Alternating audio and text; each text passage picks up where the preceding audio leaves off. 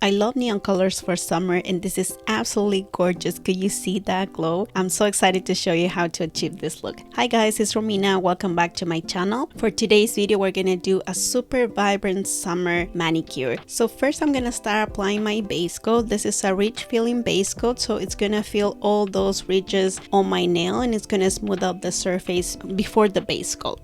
Now for my base color, I picked this royal blue. This is a new color. Actually, it's my first time using it and I'm very pleased with the result. It requires 2 coat to be fully opaque, or more for consistency because it was already opaque on the first coat, and this is also a great alternative to black. Now before stamping, I'm gonna use these nail protectors, and these are kind of like stickers that you can put around your nail and it will minimize the cleanup. This is my first time using them as well. They're a little bit tricky to place, but once you get the hang of it, they're super easy to use. So for the stamping, I'm using a white polish and this cow print design, and I'm just gonna use this as a base so the neon colors will pop later. If you apply neon colors over black or over blue or any other dark color, they won't look as bright and as colorful. So this is my recommendation: just put a white base for your stamping and the colors will look so much better. So for this design, I'm picking 4 Cirque color shades.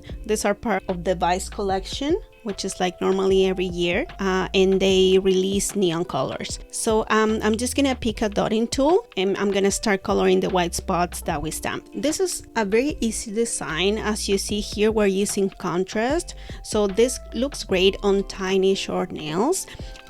Contrast is very eye-catching, so you could see here that there's movement, there's more weight in the central nails, and in the other ones there are little tiny dots, so that balances the whole design. And you can play around with the colors. In this case, I was picking one color, filling out all the space that I wanted for all the nails, and continue with the same process for all the colors. So I will make sure that they're all balanced, that I have most of the colors in all the nails, and after that I'm just gonna apply a smudge-free top coat. Even though there's no direct contact with the stamping polish, you can still get smudge if you have any missing spot that is white. And then I'm gonna apply the glossy top coat for a shiny finish, and this is the final result. I really love it. This is one of my favorite manicures that I have ever done. It has contrast, it has balance, it has color. I hope you guys enjoyed this video. If you did, please leave a thumbs up. Thank you so much for watching, and I'll see you in the next one.